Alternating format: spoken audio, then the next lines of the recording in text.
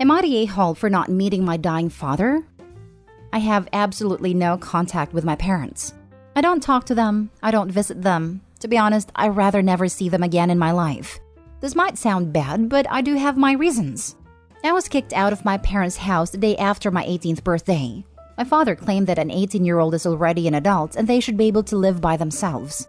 Just a heads up, I was still in high school when that took place. I worked part-time, but I couldn't afford housing. I slept on the streets for about a few weeks until I found a shelter. Not only that, but I had too many rough days after that. The streets are no place for anyone, especially someone that young.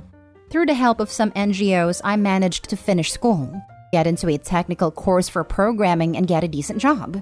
Now, 10 years after that, I just graduated college. I saved up to actually do that. However, I can't forgive my parents. I never contacted them and they didn't contact me. That was until yesterday. Somehow my family, uncle, got my phone contact and sent me a message. My father is extremely sick, and it is likely that he might pass away in the next few days. My uncle told me that my father wanted to see me one last time and asked if I could go there. I said I would not go. I absolutely resent and bear a grudge against my father and mother. He kicked me out, and she did absolutely nothing to stop it. As you might assume, my uncle started to get heated and called me heartless, ungrateful, and an a-hole among other things. And I'm pretty sure most of my family feels the same way about me. Honestly, I'm only asking here for my sanity's sake. I will not be meeting them, but I understand that the man is dying. And by not going, I'm denying something to a dying man, which might make me an a-hole. However, even if it does, I do not care. I'd rather be an a-hole than see those two ever again. Now for the top comments. He's an adult. He's old enough to die on his own. F your uncle and F your dad. Not the a-hole. And where was this uncle when your parents threw you out? Did he stand up for you against your parents then? Honestly, where was anyone of Opie's family? Let's be honest, they probably have no clue what happened and were told an alternate reality from the parents. Came here to say this. The parents probably lied and said he left on his own and went no contact. Opie, you're not the a-hole. Not the a-hole. The day he kicked you out is the day you were no longer his child. And just because he's dying does not mean you have to forgive him for what he did. You have every right to not visit him. And he's most likely not gonna apologize and try to justify what he did. He'd probably try to take credit. If I hadn't put you in the streets, you never would have developed the initiative and work ethic to succeed. Now change my bad pen. Now change my bad pen. He's only doing this for himself and maybe have a good/better image. I know what I did was wrong, but I'm asking for forgiveness type of thing. And if he wasn't dying, he would have never tried to reach out to OP. 100% not the a-hole, but I'm a bit of a vindictive witch at times, so I'd visit, just once, to tell your dad that you wanted to check that he's actually dying, and will never forgive him and that you hope this haunts him until his last breath. Earth-scorched and salted. But you may need therapy if you go this route. In fact, you may need therapy regardless. Good luck, OP, and look after yourself. I like your style. Personally, I thought that there would be many nights when things were awful and OP may have retained hope his parents would regret their decision and help him by taking him out of the hellish situation he was in. So 1, I'd vacillate over the not going, maybe and maybe not, until I heard he was really sick. 2, then agree to go and cancel a few times to get their hopes up. 3, and when they were about to figure out, say for sure going today at X. 4, call from on the way there and ask to be in speakerphone so dad and mom could hear my voice. 5, then tell them, for many nights I had false hopes you would regret kicking me out, and be kind, find me and offer help. But you never did. I wanted you to know the feeling of that hope being ripped away before you died. I never intend to visit. 6, and maybe laugh. But maybe that's a tad much. Next story. Am I the a-hole for being honest with my parents about my childhood? I, 24 female, was poor growing up. We had to rough it throughout my childhood and teenage years. College was funded solely by scholarships and awful part-time jobs. I don't hold any resentment towards my parents over this, but it was hard at a time. I think I would still be struggling now had things been different. I met my partner, 31 male, during my sophomore year and we've been together for just under 5 years. His family was in the exact opposite financial situation as mine. He has an established position in his father's company. He has since we met, and works remotely. Since my graduation in May, we've spent almost the entire summer with his parents, sightseeing and bouncing around to their different vacation homes. It was such a wonderful experience. I never thought I'd experience something like that, but the adjustment was easier than I expected. As we headed back home this week, we stopped by to visit my parents, 45 female and 47 male.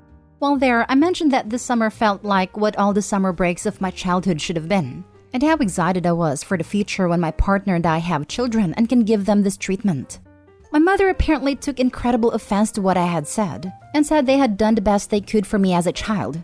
I replied that I never claimed any differently. The argument ended with us still not seeing eye to eye, and my husband and I made an early departure than we had been planning on, thanks to the tension in the house that remained. Am I the a-hole? You're the a-hole. You can be honest about your childhood by saying you were poor. Saying my childhood should have been like this when your parents didn't choose to be poor is a huge a-hole move. It was just so easy to adjust. Someone please take the silver spoon out of Opie's mouth. You're the a-hole and ungrateful. Not everybody marries rich. Your parents loved you despite you draining their income, didn't they? I'm sure they would have had a more lavish lifestyle without having to raise you, but they did the best they could for you. Damn, imagine treating your own parents like this. I will never understand how people can be like this. The only thought in my mind is getting to a situation where I can do things for my mother who did her best with 3 children after a nasty divorce. We didn't have the picture-perfect childhood, but she did her best to provide for us, and we had it better than most people would have in our situation, and the only thought in my mind is, how am I ever going to be able to repay my mother? You're the a-hole. What your summer breaks should have been? How utterly insensitive and hurtful. Your parents didn't choose to be poor. No one does. It's shocking that you don't see how unkind what you said was.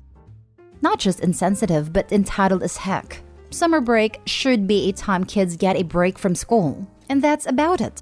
The vast majority of people never jet off anywhere.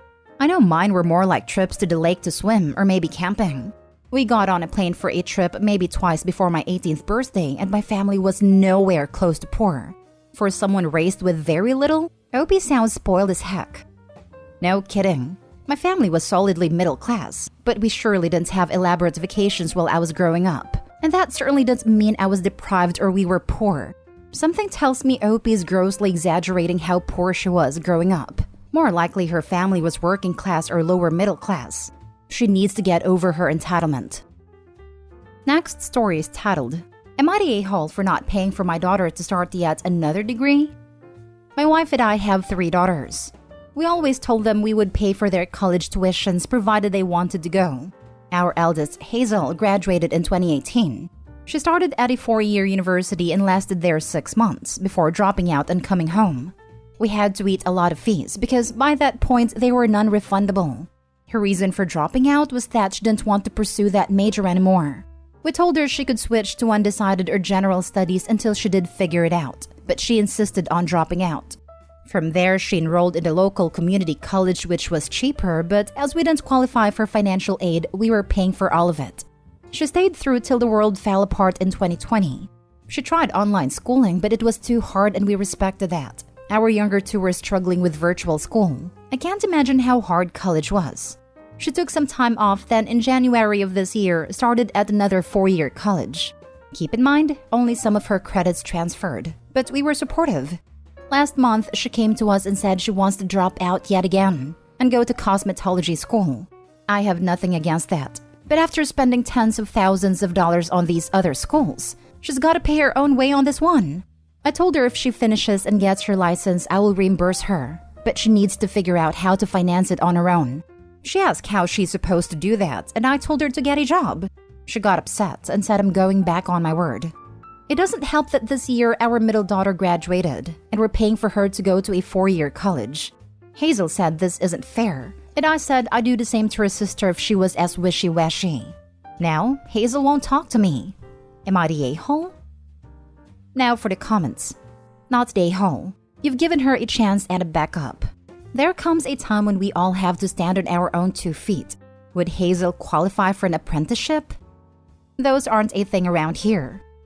Cosmetology school is certainly cheaper than a 4-year school. Why not determine how much she would have cost at her 4-year school, and if she hasn't hit there, offer the rest as a kind of education budget? She's more than hit what a 4-year school would be. Not the a-hole. You've paid for 3 false starts. She can pay for the rest. And they're willing to compensate her if she finishes. That's a better deal than I ever got. Totally agree. She has to learn to finish what she starts. She'll just do this again if OP agrees to her demands. Not the a-hole. You did pay. Twice already. She has a pattern of not finishing what she starts. I wouldn't want to pay for a 3rd shot either. You didn't say, I'll pay all schooling for all time, no matter how many different paths you take, and she shouldn't pretend that you did. You're right that if she's serious about this, she'll pay for it since she's now been given reassurance. You'll reimburse her if she finishes. You're still offering to pay, but only after she shows she's serious about it and has completed it, not before. You're being more generous than I would be at that point. You still have 2 other kids to pay for, and maybe she'll finally understand how generous you've been if she has to foot the bill for once. Now for the last story. Am I the a-hole for cutting my daughter's financial support off and monitoring every cent she spends? I'm so livid right now about the entire situation that I can't see straight and make a fair judgment. My daughter is heading off to college this year. I and my wife both decided years ago that if/when she went to college, we did not want her working to support herself. Well, now that time has come, and we've been working on ways to make sure she can fully focus on her education. I and my wife budgeted out a monthly allowance for her, along with her tuition payments. A big part of this is that I want to also teach her to budget out her money and figure out how to handle her own purchasing. While she was still going to live at home while she went to school, and it was made clear that though she could still eat with us and use some of our stuff, we expect her to start buying her own necessities and prepare her food. We also cut back on our grocery bill to an appropriate amount to only cover I, my wife, and our other child. We decided this would take effect in June, and made sure for months that she would be ready for it. We taught her how to balance a checkbook, income versus expenses, the basics of cooking, etc. To say the first month was a disaster is an understatement. Within only 11 days, she had blown through her entire monthly allowance. This was not an insignificant amount either. We gave her $1,000, and she blew through it in 11 days. She does not pay any rent, utilities, health insurance, etc. She had no clue how she blew through that much money, but I figured it out incredibly quickly. She spent $500 alone eating out, $300 at Walmart and who knows what, and the rest on gas somehow. Again, in a car she does not pay for at all. She then asked if it would be possible to increase the amount of money she was being given. I lost it. I held nothing back and told her there was no way in hell this was going to happen again. The experiment was over, and there was no way I was going to give her a single cent of unsupervised money. We spent months teaching her, and I mean literally every weekend I was teaching her how to be a responsible adult. I told her that I was the most disappointed in her I have ever been at that moment, and she knows I feel I have failed as a parent. We are not rich, never have been. $500 out of every one of my paychecks is a very, very noticeable amount. I've been monitoring her like a hawk ever since. I give her no more than $20 cash, and if she ever wants to use her card, she needs to tell me the exact amount so I can transfer it over. This has not been easy and has caused strain in our relationship. I just tell her now she can get a job if she wants, because then at least it's her own money. Now though, I'm getting backlash from extended family who have learned what's going on. My wife is in firm agreement, but now I'm second-guessing myself. Edit, the amount of money I gave her is rightfully being looked at. It was way too much, and I think I realized that probably soon after she spent it all. My budgeting, in my mind, was $300 for groceries, $200 for other essential purchases, $200 for gas, and $300 for school-related purchases/surplus money. I overshot but didn't care because I thought whatever she had left over could go into savings, and she could have a good chunk of savings just in case. What this has taught me is that I've taken this personally and allowed myself to become nihilistic towards my daughter. Her attitude set this all off, and I feel that is truly what I could not forgive about this.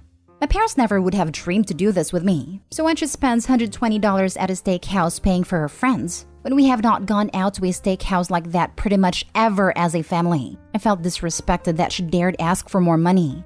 I was naive to give her $1,000 like this, or to really expect that this adulting experiment would have worked out. Gonna step back and rethink what my priorities should actually be and what I need to take away from this all. I have to say, you're the a-hole. You waiting until your daughter was 18.5 years old to start teaching her any kind of basic adult life skills? No freaking wonder she's not good at it. If you wanted her to be plug-and-play functioning adult, you should have started years ago.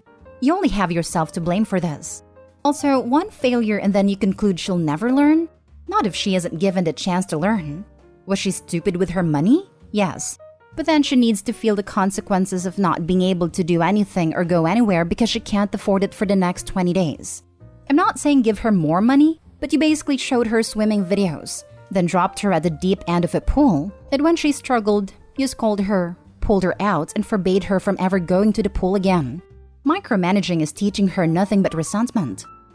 Exactly. She's never had a chance to actually spend money on her own. They should have started sooner and with a smaller budget. She has to learn by doing. Otherwise, she's going to have zero control over her financial habits once she's on her own. Everyone sucks here. It was first month and she did a big screw up, yes. But if she's only allowed to screw up once, you're setting her up for failure. This. Also, did they brought her to food shopping before all of this? Does she know how to cook at all? If the answer to both questions is no, no wonder she went on to grab food from takeout. She probably doesn't know how to manage stuff. And while she can't be totally excused, this is a good time to teach her how to do those stuff. Opie's response is way too extreme and will not teach the kid to be responsible with money and can in the long term prepare the kid to be financially mistreated under someone else's. Because the thought is, I am not responsible enough with money and I need to be under the supervision of someone else.